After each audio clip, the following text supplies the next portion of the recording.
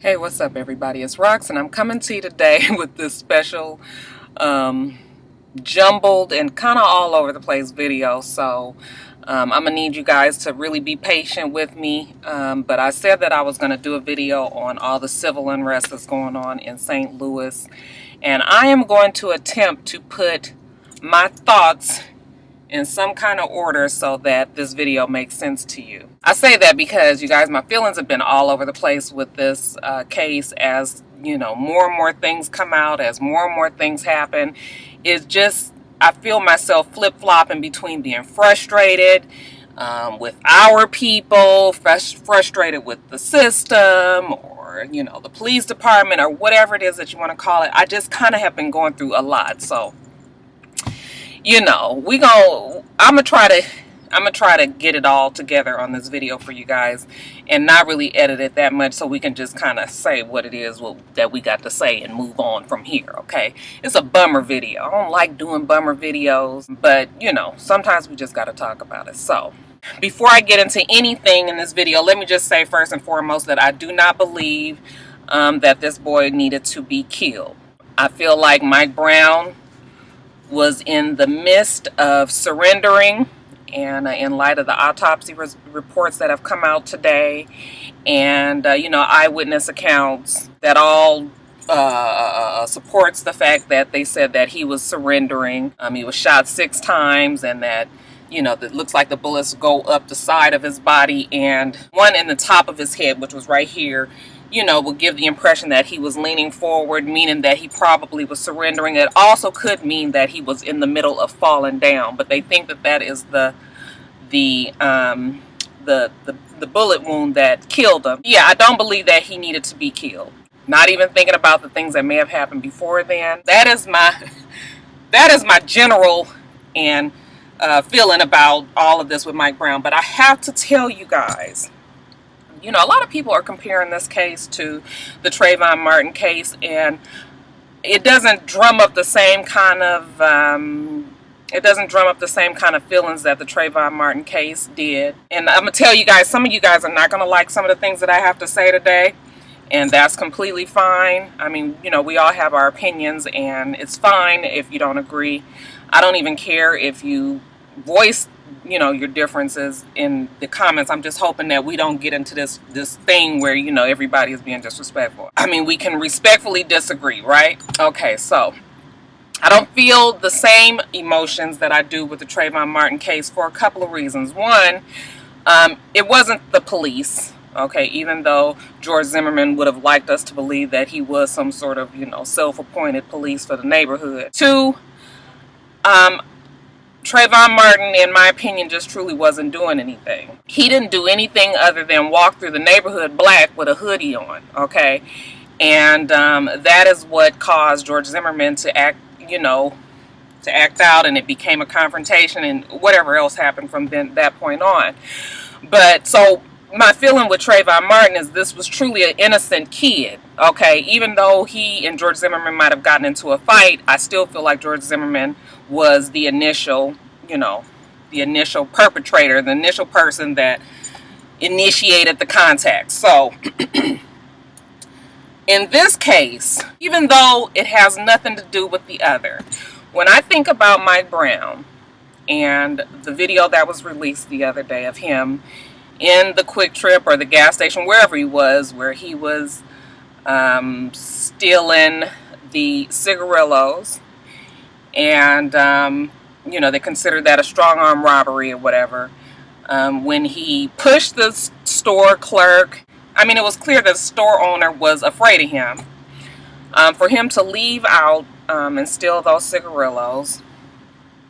Okay, let's just be real. When you taking cigarillos, you about to get high. Okay. Didn't even feel the need to cover his face. So it's just one thing to me when you're a mischievous teen, you go into a store and you steal something, you shove it in your pants, and you walk out, and sheepishly, as opposed to just boldly walking into a place and stealing it and not even really caring. I just don't have the same feeling for Mike Brown that I do that I did for Trayvon Martin. You know, to me, that put a little smear on this whole thing, because, you know, it was as if they were really making it seem that he was going to college and he was very excited about his future, and he very might have been, okay?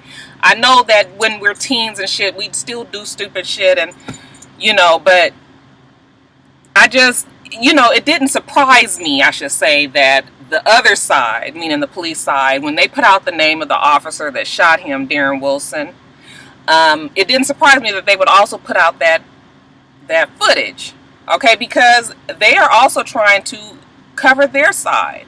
The same way that, you know, Mike Brown's side is trying to explain that he was a good kid and he was on his way to college and, you know, this, that, and the other. Well, the police also have a responsibility to, you know, give the facts on their end to, you know, to kind of... Now, the robbery has nothing to do with the shooting, because they did say that the shooting, that the police officer that stopped him didn't know anything about the robbery. Okay, the robbery had happened like 10 minutes beforehand, so he didn't even know anything about it. They said that he stopped him because he was in the middle of the street. Okay, and this is where shit gets crazy for me, and what I still don't really understand. You know, there's been some accounts that there was a struggle in the police car, and that Mike Brown tried to grab the police's gun. They've had some people say that some eyewitnesses say that it didn't look like he was trying to grab his gun. He looked like he was trying to get away from the police. And then there's some that said that there was no struggle in the police car at all. Okay, so you just don't really know what to believe. And that's the other part of the frustrations. You know, I feel like one day I feel sorry for one side, and the other day I kind of understand the other side. So, you know, but I'm just trying to figure out, like, really what happened with that. Did that really happen? The whole struggle in the thing in the car? And they said that when he got away from the police, he was running and the police shot at him. That was when he was going to turn around to surrender. I'm telling you guys, this feels like it's so all over the place. I just don't really know. I mean, it's so crazy to me that the police would just shoot this man in broad daylight. You know, but I know that it happens. I know that it happens, and I'm not naive enough to believe that, you know, there aren't police out there who will just shoot you. The other part of all of this is the rioting and the looting and the, you know, the demonstrating. I don't have a problem with people that demonstrate and people who actually, you know, quote unquote riot. People who gather together. This is really like a demonstrators to me, people who gather together and are going to go against what the establishment is saying, just so that they can, you know, make their point. They are against the fact that this, you know, is police brutality. They're tired of what's going on in their neighborhood, and this, that, and the other. To me, it's easier for me to separate the two, to separate the Mike Brown incident from just people being fed up and tired of the police, you know, bullying them and beating them and, you know, doing different things to them that's unwarranted. Then you have people that are looting, and I understand that people are frustrated, but the looters kind of fuck it up for everybody else. You know, the police, because tensions are so high, they're not able to try to figure out who's the looters and who's the rioters and all of that, okay? Everybody's got their finger on the trigger, so to speak, and they are just, you know, they just acting out of fear, or acting out of, you know, whatever. And so now it's just made everything just be monumentally even larger. And every morning when I wake up and I look at my phone and I see the things with the tear gas and all of that, I mean, just the fact that the police and that they do that to these people, you know, it flares up, you know, anger. People get pissed and then they want to act out. So to me, it's just everybody is reacting off of each other, and it just makes you feel like there's never going to be any type of, you know, any type of end to this, until I don't even know what needs to happen to make it end. I mean, even if they arrest this guy, Darren Wilson, you know, initially, I have a feeling that bail is probably going to be set for him. And then what? You know, now it's gotten to the point where the National Guard is coming there, and you know, it just might make things way worse. I can remember the rioting in LA after the Rodney King incident, and this is the part that makes me try to, you know, really be more sympathetic with the Mike Brown side.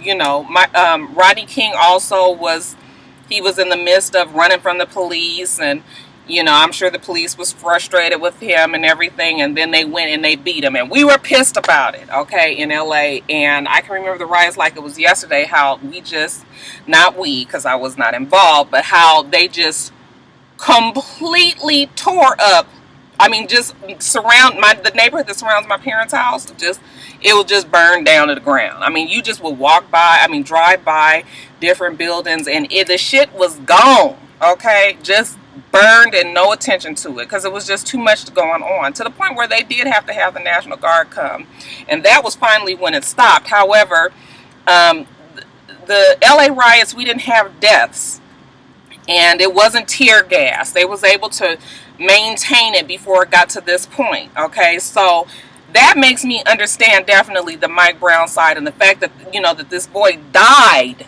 okay?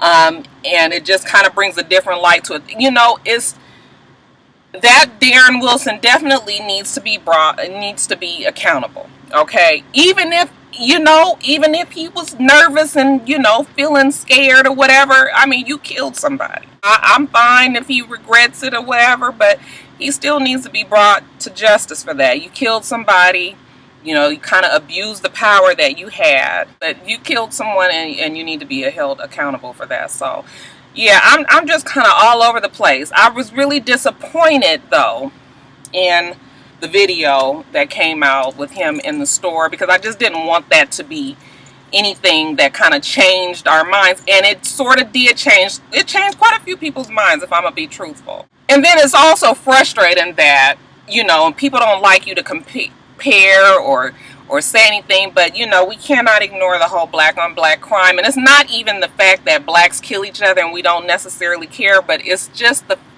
it just seems like we will act out when it is a white person that kills a black person. I even said this back when Trayvon Martin was killed, and it was you know, wasn't really that well received, because when we think about it, I mean, they've been killing each other every 15 minutes in Chicago, you know, and I hate to use that example because I know everybody is, but you know, why none of this uproar about what's going on in Chicago when you have countless people killed there? You know, it just kind of gives the feeling that we are only concerned when somebody white kills us, but when it's somebody black, then maybe not, okay?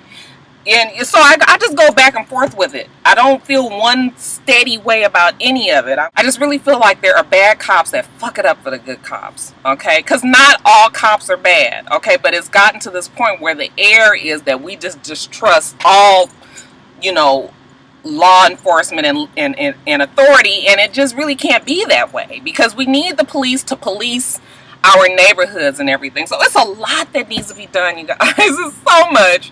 How long have I been talking? 15 minutes, okay.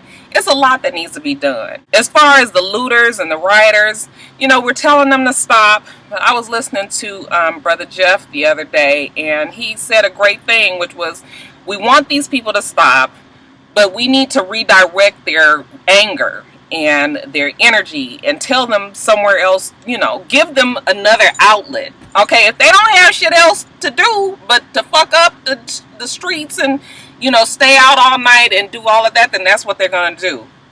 And I don't even know what that would be. Would that be getting everybody together, some town hall meetings and things like that? I mean, they did do that in LA, and that seemed to help. Are we going to need bigger names to, you know, have meetings where on TV where, you know, people can really sit and talk and discuss? Because I remember during the riots, you know, Oprah Winfrey did have something, as far, I think so. I think that she did, where everybody just sat around and just kind of talked about it.